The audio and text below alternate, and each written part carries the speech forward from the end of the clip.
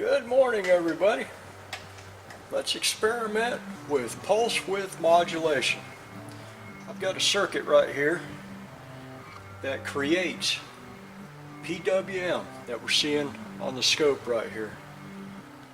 Change that pot. We'll take a look and see what PWM actually looks like. At the end of the video, I'll put the diagram of this circuit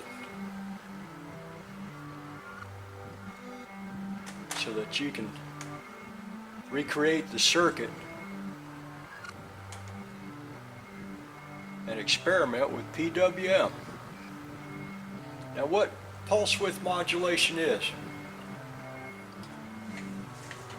we have a base frequency right here. That base frequency never changes, but the width of the pulse within that base frequency changes. Pulse width modulation. Now notice when I increase and decrease the width of this square wave, notice that this point right here, this leading edge and that leading edge never vary.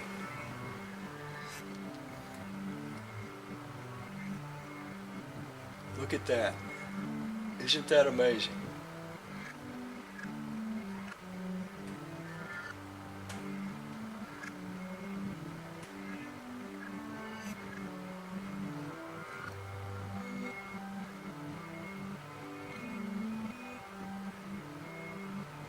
That's a fun circuit to play with.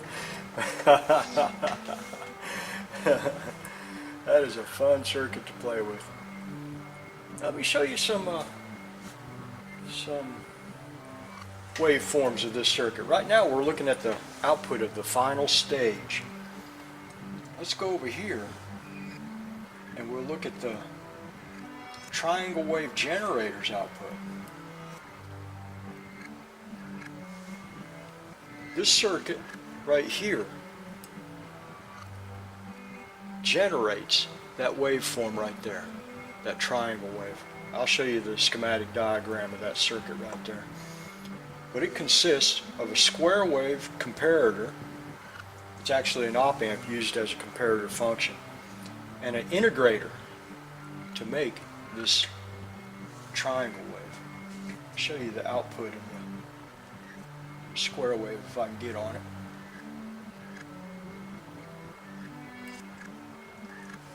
There's the output of the square wave. Now, over here, I wanted to lift this triangle wave above ground. So I have an op-amp circuit with an offset pot. This right here is the offset pot. Let me go get a screwdriver that I can fit down in there. The one I've got is too big.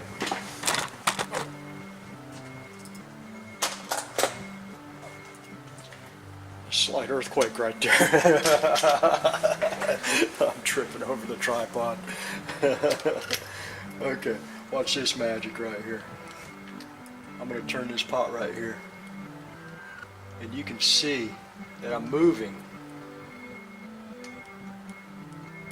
that triangle wave up and down above ground. Right here in the middle is ground of that power supply over there.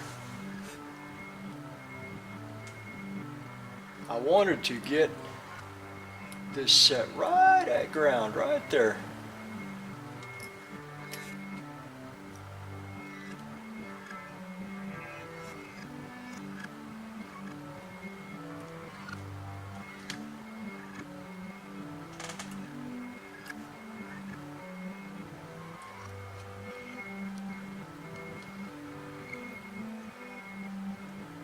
What's happening here at the final stage is I have a potentiometer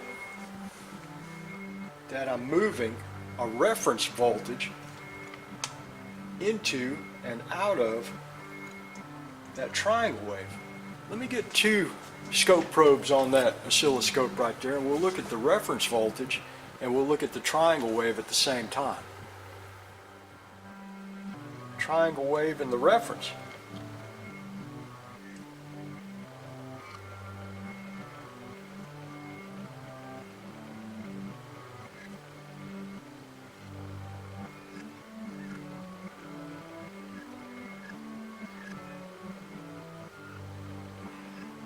That is amazing.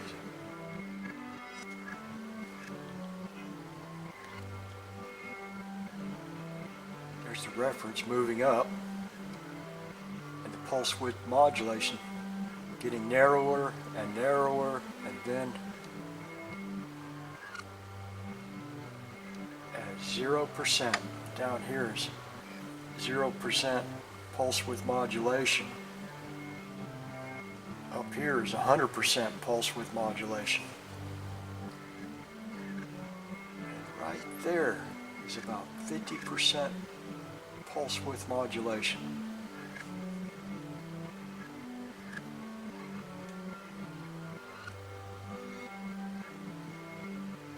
Isn't that amazing? Let's go back. I'll show you the waveforms of the triangle wave generator again. Select one right here. Okay, there's the triangle wave generator. And let's look at the output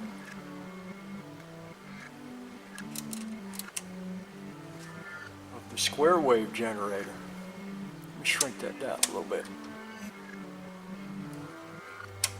There we go. Here's the output of the square wave.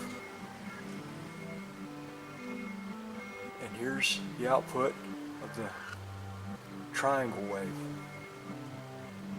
The triangle wave is what fixes the frequency of the PWM. That square wave generated from that comparator op amp, and the triangle wave generated from that integrator op amp. Those two working together make the triangle wave. Now let's watch me move the offset. Let's go look at the offset of that sawtooth. Turn that probe off, we don't need it anymore. This is the operational amplifier with the offset potentiometer. You see I can move it above ground, center it around ground, and I put it right there so we can get the most pulse width modulation output in relation to that reference voltage. Set it right there on ground. That way you have all of this sawtooth waveform to reference.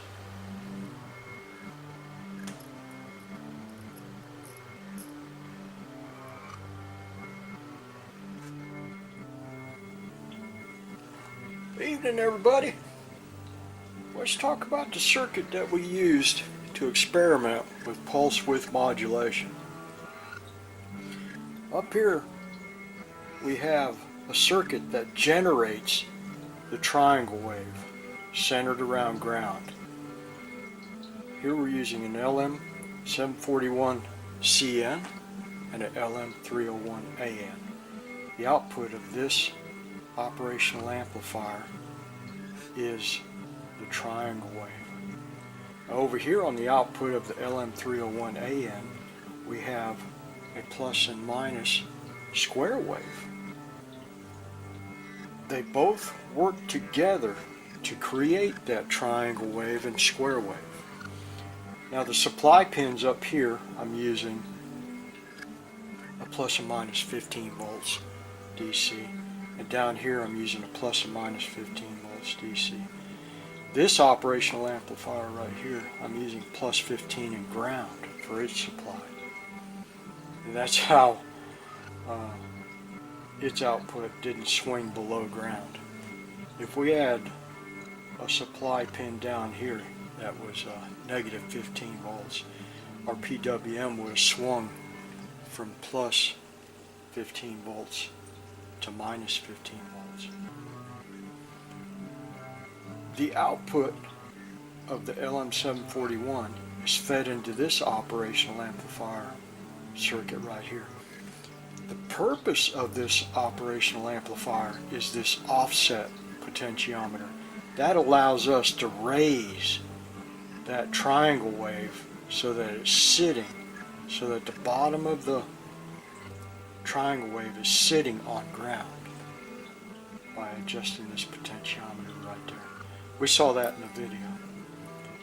The gain of this circuit right here is -1.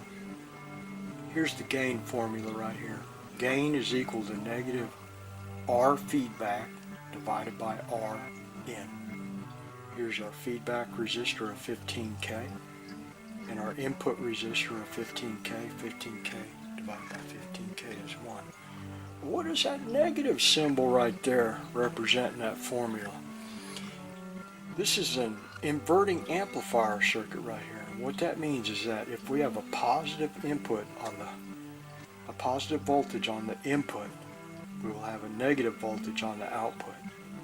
And if we have a negative voltage on the input, we'll have a positive voltage on the output. The triangle wave adjusted so that its lower waveform touches ground by this offset pot is fed into this LM301 AN. You'll notice here that we do not have a feedback resistor. There's no feedback resistor from this point to this point, or from this point to that point. Whenever you see that, you can make the assumption, the correct assumption, that this is a comparator. Although it's not an LM339 open collector comparator, it is still used as a comparator circuit. What we're doing is we're comparing that triangle wave to our variable reference voltage that is adjusted up and down from plus 15 to ground with that potentiometer right there.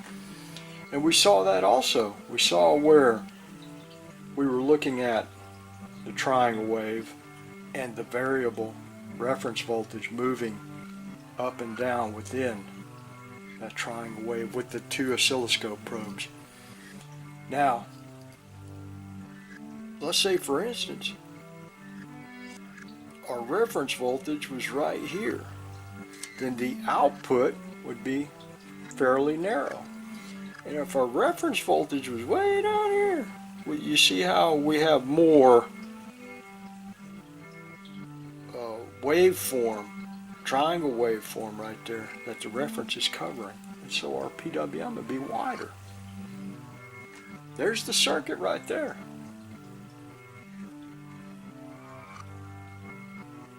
Isn't that amazing? Very simple circuit to breadboard. Not too hard.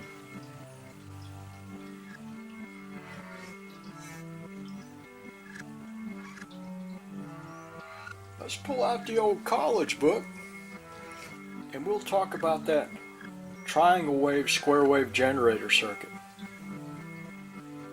Give me a minute to pull the books up and we'll take a look at that circuit.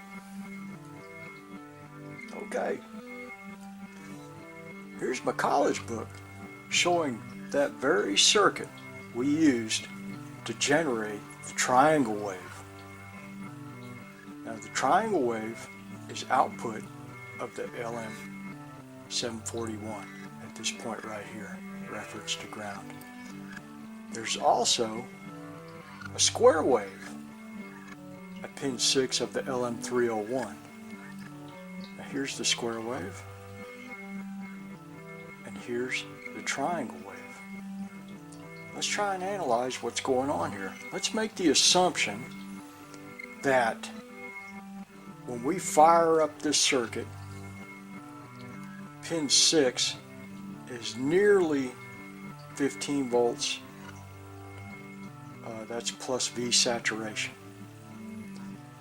So we have plus 15 volts right here, and that's fed back into this circuit right here. So we have plus V saturation divided by Rn, which provides a constant current through this capacitor into that operational amplifier.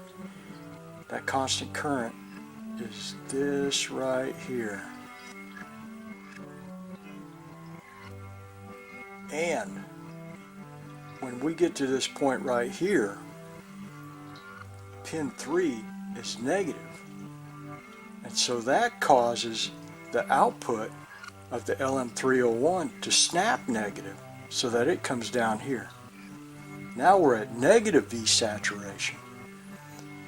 And so instead of going that way, now we're going this way through the capacitor with a constant current of negative V saturation divided by Rn back up into here. And that's this right here. That's this constant current right here, the output of pin 6. And when we get back up here to the upper threshold, we were at the lower threshold right here. When we get back up here to the upper threshold, now the output of the LM301 snaps back positive, and the cycle repeats. Isn't that amazing? So here we're positive, constant current through here. We go negative, constant current through here. Oh, that is so cool. Whoever come up with that circuit right there, that's pretty smart. All right, folks. Thank you for stopping by. You hear them birds out there chirping at the bird feeder.